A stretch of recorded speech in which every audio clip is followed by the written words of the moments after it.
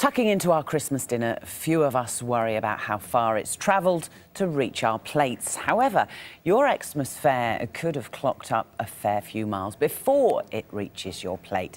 Perennial favourites, sprouts and parsnips, are mainly homegrown, but some of the potatoes on sale in major supermarkets have come all the way from Cyprus.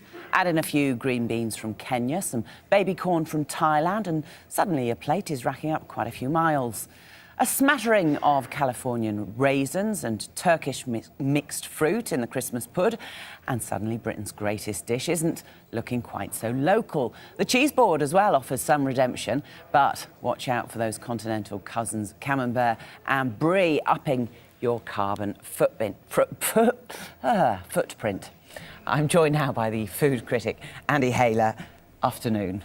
Can't say footprint. Hello. We'll carry on. I guess most people don't think about it.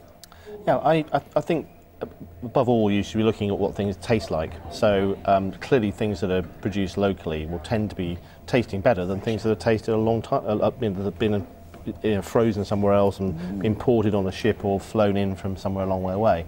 I mean, if you've ever had, for example, like a pineapple in Thailand, and then you eat the pineapple here, they taste very different. That's because they have to pick them very early in order to ship them across. So in general, people should, I think, will enjoy their Christmas food more if they actually try to buy local produce. It'll just taste better. And seasonal as well. I mean, we get everything on our shelves all the time now, and it's not in season. Absolutely, and that makes a big difference. I was just the other day, I was in a restaurant, I had some courgettes, which are a summer vegetable, whereas the things that we have plenty of winter vegetables in the UK, which are fine. Carrots, cabbage, sprouts, potatoes. These are all things that are grown locally and will taste good here.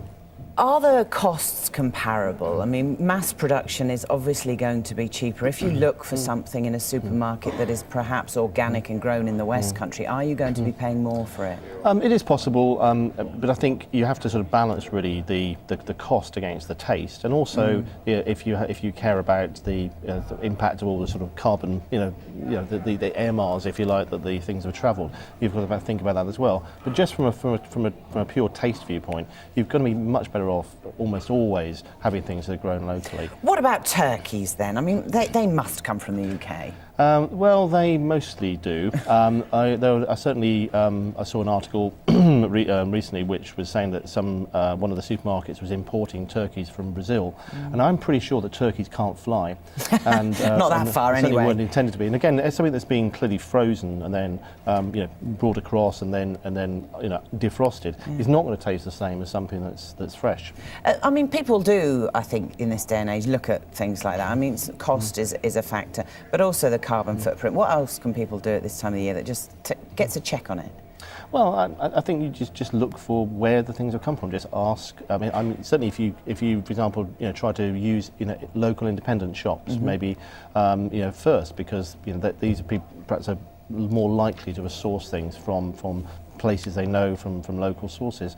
Where supermarkets obviously are trying to cover the whole of the UK, so they are going to try to keep costs down. They're more likely to have bought stuff in from farther away. So I mean, certainly when I try to do my Christmas shopping, I try to use the local shops and talk to the local shopkeepers about where things are from, and that seems to be the best way you can do it. And as you say, it tastes much better. Absolutely. Andy, thank you very much. Andy Hayler there, food critic.